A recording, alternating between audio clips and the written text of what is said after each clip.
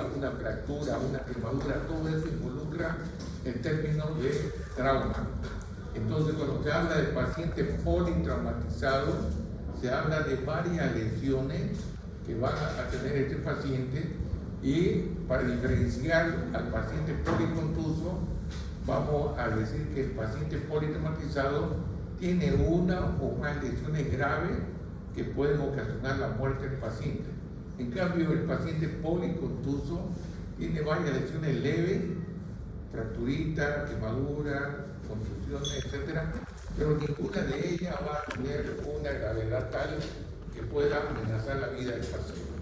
Entonces, con esa explicación, vamos a decir que en la parte de hematología, el traumatismo, la muerte por trauma, en las personas menores de 40 años ocupa el primer lugar a nivel mundial, y comparando con todas las enfermedades, ocupa el tercer lugar, comparando con la muerte por cáncer, por problemas cardiovasculares, y es un problema bastante serio. Fíjense ustedes que desde el punto de vista económico significa también que existen varios problemas desde el punto de vista económico, mucha cantidad de recursos para atender a estos pacientes, y vamos a tener muchas veces estos resultados.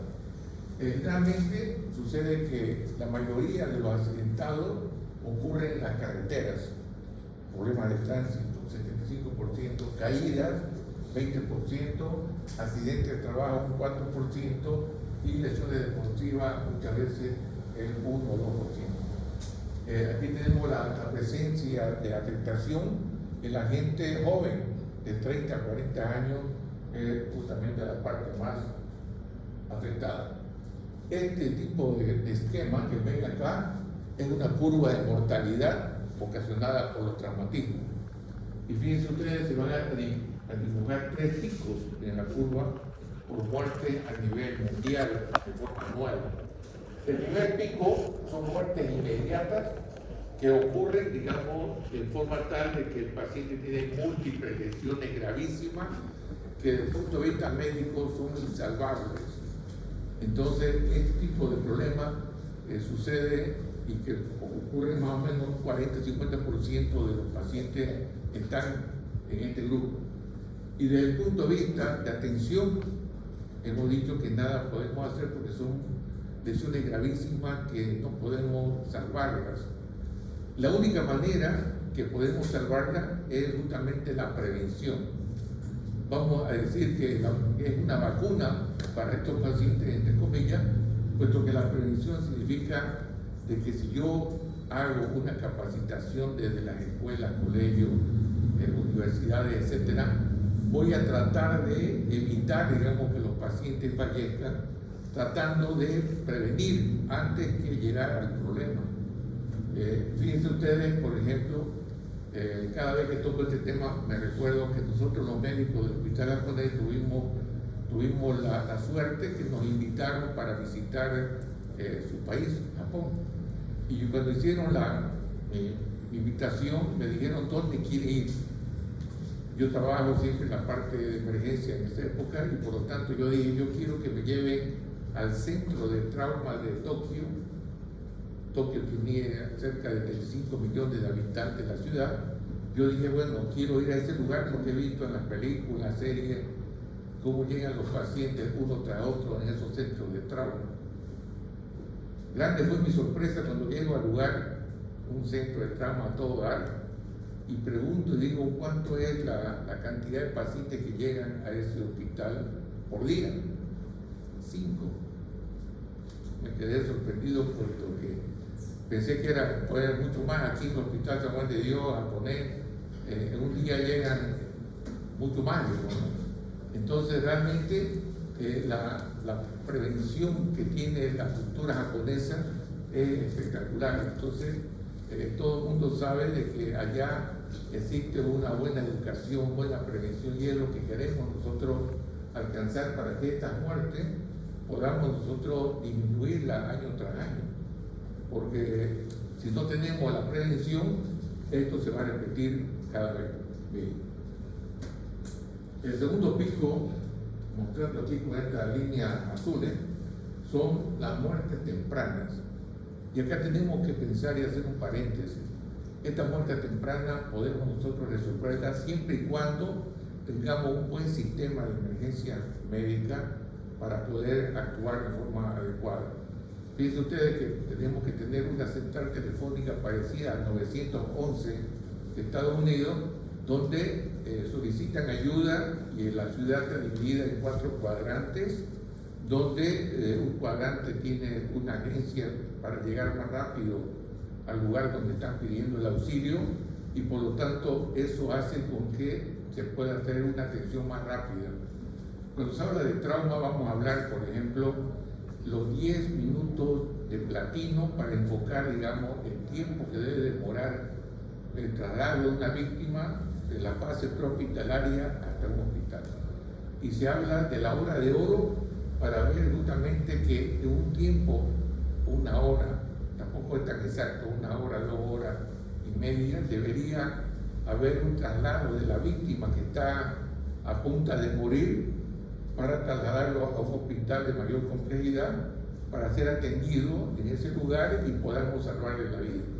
Entonces eso es lo que está faltando para que tengamos una disminución de estas muertes que están en este sitio, muertes tempranas. Hace unos años atrás nosotros tuvimos la oportunidad de ayudar a 3 estudiantes de agronomía de la Ramírez de Moreno que fueron a visitar el norte y tuvieron un vuelco en su vehículo donde una persona de ella sufrió un traumatismo de cráneo. Entonces de allá avisaron al hospital japonés que había este accidente y que pensaban referirlo a la víctima al hospital. Pero pasando por Montero hicieron la tomografía y se identificó un hematoma epidural que indicaba la tomografía.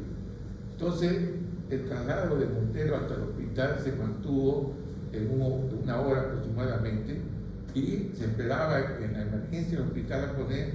El equipo de emergencia se lo atendió, pasó a quirófano con el especialista, el neurocirujano, se intervino quirúrgicamente ese hematoma y después del quirófano pasó a la terapia intensiva. Ese estudiante tuvo 1 semana en la terapia intensiva y tuvo alta sin ningún problema de déficit neurológico ni nada.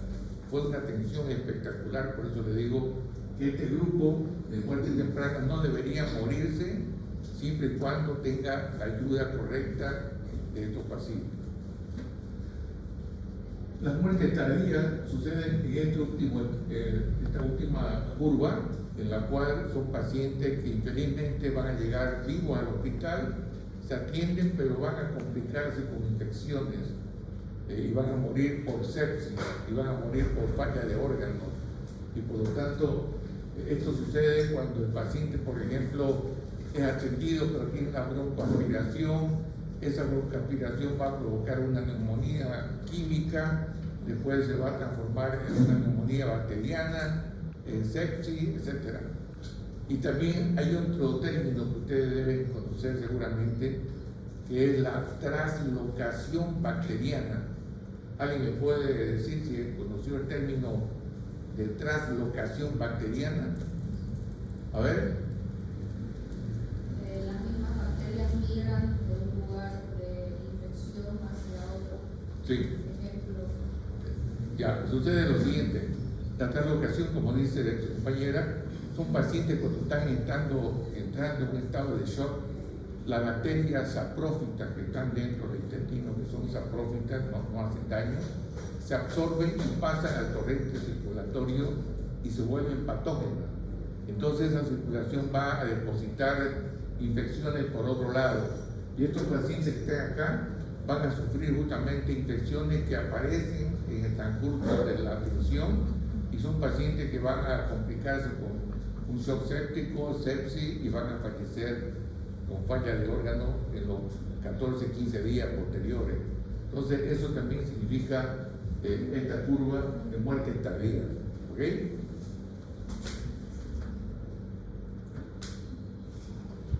Acá tenemos entonces lo que significa 50% en la primera curva por muerte violenta grave, 50%.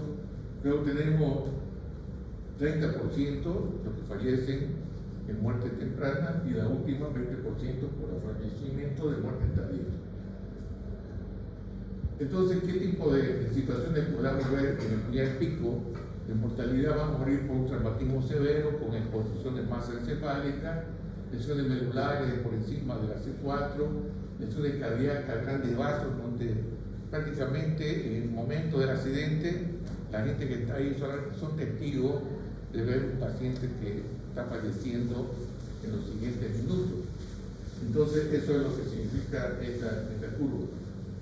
Entonces, cuando se habla de hora dorada, nunca vamos a decir exactamente la hora, porque en medicina 2 más 2 no son 4, a veces pueden ser más o menos, y por lo tanto tenemos que actuar lo más rápidamente posible y llevarlo al lugar que corresponda. El segundo pico, estamos hablando de, por ejemplo, ahí está la figura, un hematoma epidural, como fue el caso que comentaba, que puede ser atendido en las siguientes horas, pero el paciente va a quedar sin secuela y bien atendido. Entonces, eso es lo que se pretende, en lo posible, de la forma. En la tardía son muertes por sepsis, que hemos dicho, y por lo tanto, eso es lo que corresponde.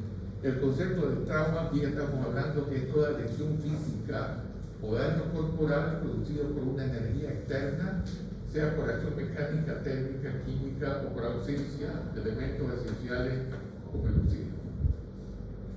Ese concepto entonces es el término de traumatismo. Entonces, fíjense ustedes de que desde el punto de vista de lo que dice la definición, es un pasaje de energía de un cuerpo hacia otro. Si yo recibo un golpe de puño leve, de poca intensidad, seguramente voy a tener un edema, una contusión, pero si ese golpe que pueda recibir una energía mayor, por supuesto, yo puedo tener una herida, hasta una fractura, por la intensidad y la poca resistencia del tejido que está soportando esa energía. Entonces ese es el concepto que tenemos que pensar en traumatismo. Acá lo mismo hemos dicho que por traumatizado, más de unas lesiones, una de ellas puede ocasionar la muerte del paciente, ¿no?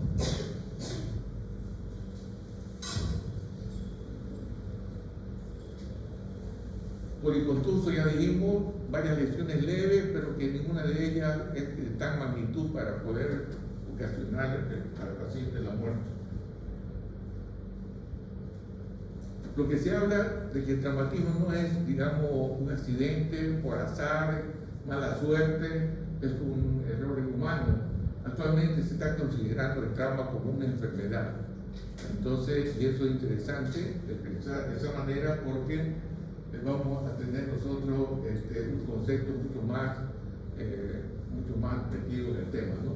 Entonces, y la prevención viene a ser como la vacuna de la persona para que tengamos conciencia de poder prevenir antes de llegar a tener este problema. Acá tenemos el sujeto, la energía que es la que va a recibir y el medio ambiente. Dentro de las lesiones que vamos a considerar traumatismo, se van a considerar, digamos, de dos tipos. Las contusiones o traumatismos cerrados y las otras son las penetrantes o abiertas. Acá tenemos un 80%, generalmente apuntan más las lesiones contusas o cerradas y un 20% de las penetrantes, pero lo mismo. En toda la ciudad, siempre ustedes saben de que existen zonas rojas, por ejemplo. Esas zonas rojas son propensas a tener más violencia, agresiones, asaltos, y seguramente en esa zona que estamos consideradas como zona roja, seguramente vamos a tener muchas lesiones penetrantes y eso va a tener que ser considerado de esta manera. Esto es un flujo de atención del paciente politraumatizado. Fíjense ustedes que tenemos varias etapas. Por ejemplo, el rescate de la víctima, la atención inicial en la fase prehospitalaria, el traslado ya en ambulancia a un centro de trauma o a un hospital acreditado para que lo reciba el paciente. Luego tenemos ya la atención en la emergencia. En la emergencia tenemos nosotros la sala de shock room, que se llama, que es la sala donde llega el paciente para la reanimación, y ahí entra el equipo que va a atender a la víctima. Y es un equipo en el cual vamos a considerar, digamos, un trabajo de equipo, así como es, por ejemplo, en la Fórmula 1, cuando un coche tiene de perfecto, sale al box y aparecen los mecánicos 1, 2 o 10 que rápidamente actúan en forma simultánea, hacen lo que tienen que hacer y el carro sigue en carrera. Más o menos eso es la comparación que tenemos que hacer cuando un paciente llega a la recepción de la emergencia, y ahí tenemos ya el equipo conformado para que cada uno tenga un papel que realizar en el paciente. Entonces eso es lo que vamos a intentar hacer. Luego ya de la sala de reanimación, el equipo define si el paciente pasa a quirófano directamente o el paciente pasa hacia una terapia intensiva o una terapia intermedia. Más o menos ese es el esquema, y por lo tanto todo tiene importancia, y por lo tanto van a ver ustedes qué es lo que tenemos que hacer. Esto, por ejemplo, es lo que no debemos hacer. En un paciente que va a ser auxiliado en la fase prehospitalaria, lo que se aconseja actualmente es la atención rápida, estabilizarlo en la tabla espinal, inmovilizarlo y correr. Eso es los términos que se emplean para hacer énfasis de que el paciente debe ser, digamos, atendido y no perder tiempo en el lugar. Por ejemplo, aquí se está perdiendo tiempo. ¿Por qué? Porque esta persona está buscando vías periféricas y va a conseguir vías periféricas, va a caer una gota ahora, otra más tarde, y el paciente se puede estar desangrando internamente, y por lo tanto, ¿de qué sirve que le ponga un suerito que no va a servir para nada? Y sí, lo que utilizamos es la rapidez, y este paciente debe ser, digamos, colocado en la tabla, llevado en la ambulancia, y ahí sí, en el traslado, puede colocarse una vía periférica, por ejemplo, para ir ganando algo de tiempo. Pero esto de acá no se debe hacer de perder tiempo innecesario, más bien tenemos que llevarlo lo más antes posible a un centro referido, ya sea una clínica acreditada o un hospital. Entonces, en resumen, se trata de llevar al paciente adecuado al hospital o clínica adecuada y en el tiempo adecuado. Esto va a ser importante para el pronóstico de la atención de este paciente.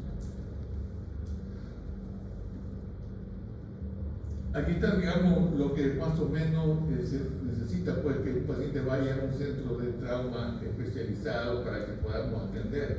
Entonces tenemos que atender de esa manera. Es importante que tengamos en cuenta, antes de atender a un paciente en la vía pública, también tenemos que pensar en la seguridad de la escena. ¿Qué significa esto? Significa de que yo no puedo correr riesgos de atender a una víctima en la calle si no tengo la precaución de cerrar ese tránsito a unos 50 metros, señaléticas para que alguien sepa de que ha habido un accidente y no podemos nosotros exponernos a que tengamos más heridos. Y también las precauciones universales, la bioseguridad personal de todo lo que van a hacer la atención del paciente. Toda secreción del paciente puede tener contaminación a la víctima que está, a la médico, a la enfermera que están atendiendo. Y aquí tenemos que observar de que en todo contacto podemos contagiarnos de hepatitis B, de HIV, de tuberculosis, etcétera, etcétera, y por lo tanto la bioseguridad debe estar siempre presente y evitar punciones, o sea, herida por punción, digamos, ¿no? Entonces, cosas elementales que el personal debe saber de cómo tenemos que precavernos, de evitar, pues, ese tipo de contaminación del paciente o la víctima hacia la gente que está atendiendo. Esto más o menos son ya la sala de shock room, que se llama, es la sala donde llega al hospital los pacientes que van a ser atendidos. Ahí tenemos la distribución de medicamentos, de insumos, de tubos, de oxígeno, etcétera, etcétera. Todo el material disponible que va a ser útil para la atención. El término del triaje tenemos que insistir que es la clasificación, la selección del paciente y atención de acuerdo a mi recurso. ¿Qué significa esto? De que si yo tengo suficientes recursos, tanto médico, enfermera, insumo, droga, etcétera, yo voy a atender, por supuesto, primero al paciente más grave. Eso sucede en los hospitales porque hay un histórico de saber cuántos pacientes yo atiendo por día y por lo tanto distribuyo los turnos de esta manera, medicamentos, insumos que no falten. Perfecto. Pero en la fase prehospitalaria, supongamos que esté una ambulancia cerca del lugar donde acá ha sucedido el problema, que va a tener pocos recursos. Y si hay muchas víctimas, yo no puedo dirigir mis pocos recursos a un paciente grave, puesto que puedo yo tener mayor problema con los pacientes que están leves o moderados. Entonces, por esa razón que el chip del médico debe tener en cuenta este tipo de situación. Si yo tengo recursos, atiendo al más grave, pero si tengo pocos recursos, yo voy a tener primero al paciente potencialmente recuperable. Supongamos que son ustedes las víctimas, son cerca de 40, en la cual tenemos pacientes leves, moderados, graves y puede haber un óbito entre medio, puede ser. Entonces, el triaje tipo STAR, que es para la fase prehospitalaria con múltiples víctimas, entonces vamos a hacer lo siguiente.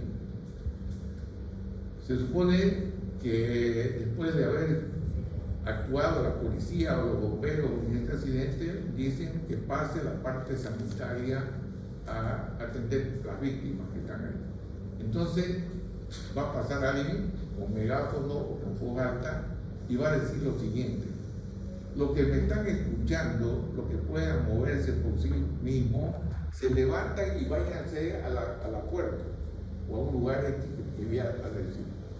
Entonces de 40, seguramente 20 personas van a escuchar, se van a levantar y van a dirigirse al lugar donde están.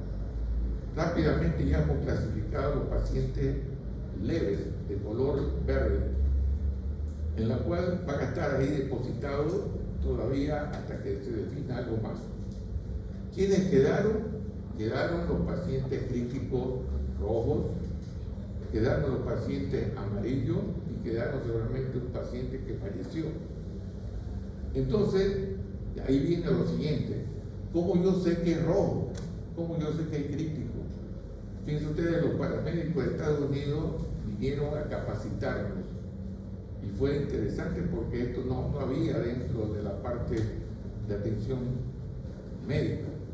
Entonces ellos dijeron lo siguiente: para clasificar a los pacientes rojos yo tengo 3 variables, cualquiera de una de ellas ya para mí es rojo. ¿Cuáles son las 3 variables?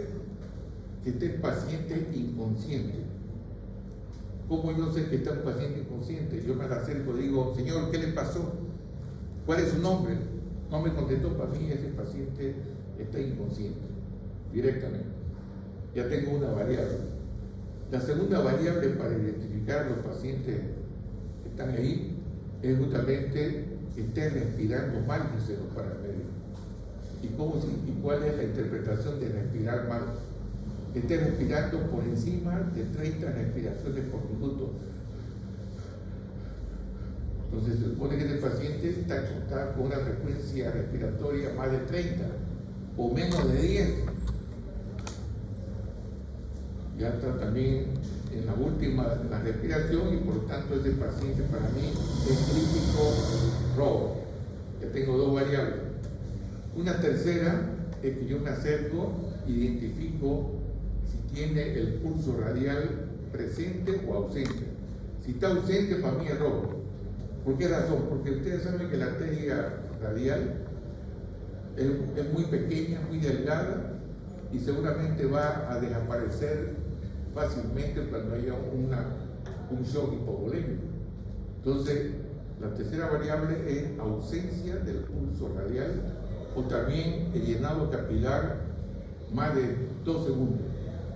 Cualquiera de las dos sirve. Entonces, si yo tengo esos 3 conceptos de ver los pacientes que estamos viendo, yo voy a identificar como paciente rojo. Para identificarlo existe una tarjeta muy bonita, pero si no hay tarjeta yo puedo considerar cintillas de colores. Si no hay cintillas de colores, yo tengo una más todavía alternativa. Le pido a una de las mujeres lápiz de boca. ¿Alguien tiene lápiz de boca? ¿De las mujeres? ¿Nadie? ¿Nadie? ¿Usted tiene? Ahí tiene una. O un marcador.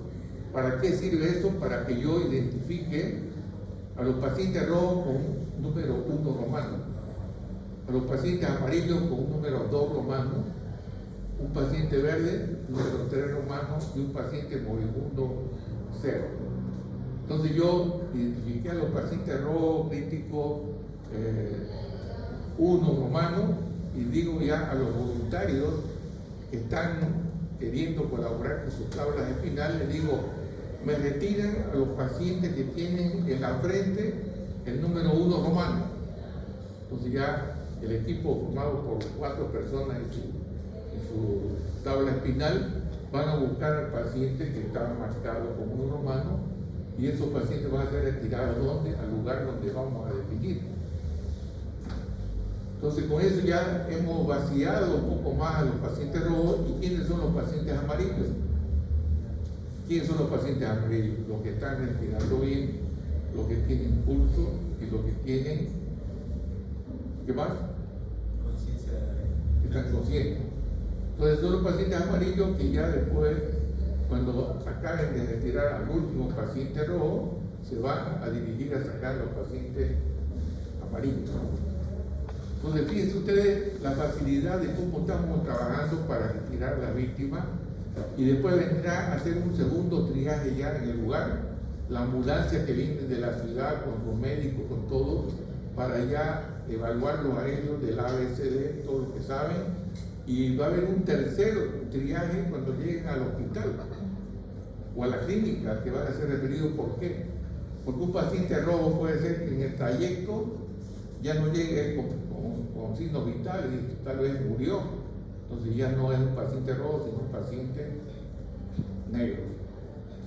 O puede ser que ese paciente categorizado como rojo llegó mejorado y ya no precisó ser rojo, sino amarillo. Entonces de esa manera se va distribuyendo.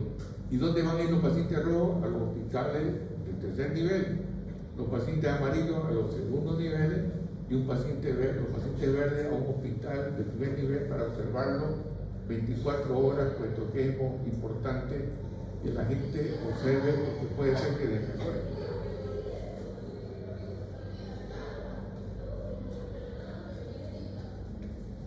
Aquí estamos insistiendo, cuando el número no sobrepasa los materiales y el recurso, se atiende primero al más grave siguiendo el A, B, C, D.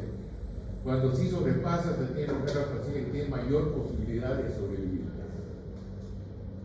Se asegura la escena, lo que hemos hablado, pedir a toda persona que pueda salir, etc. Y esto es un esquema que se ve. Esta es la famosa tarjeta de triaje, que esto debe estar más o menos en los lugares, por ejemplo, como ser aeropuertos, como ser lugares donde hay mucha gente y puede haber estos problemas. Entonces tiene que haber una salita donde se tenga esta tarjeta de triaje disponible. Y fíjense ustedes, aquí tenemos, por ejemplo, otra situación. Fíjense ustedes, el paciente crítico rojo tiene una figura que es una liebre, para dar a entender que tiene que correr lo más rápido. El paciente amarillo, hay una tortuga que significa tranquilidad, no hay apuro, se debe esperar.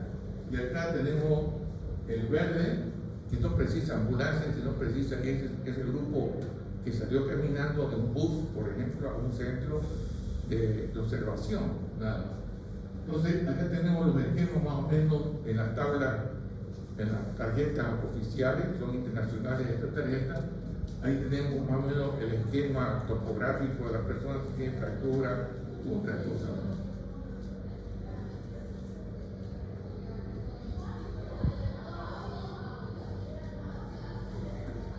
En la fase prehospitalaria, el transporte se hace por ambulancia, por helicóptero o avión. ¿Cuándo está indicada el transporte por ambulancia? Cuando la distancia es hasta 150 kilómetros, más o menos, para recibir a la víctima.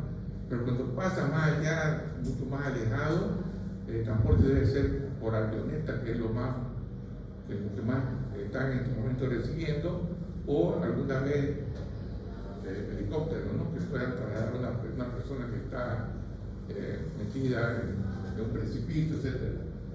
En esta fase no se debe utilizar el torniquete, pero sí torniquete actualmente es útil cuando hay un sangrado importante, que eso lo vamos a ver después. Y tampoco se debe utilizar pinza a ciegas buscando prohibir la hemorragia, eso está proscrito. Y tampoco en esta fase está prohibido retirar un empalamiento, digamos. Todo objeto penetrante se lo debe proteger hasta que llegue al hospital o clínica para evitar que yo antes del tiempo retire. Va a haber un sangrado irreversible, por lo tanto no es correcto.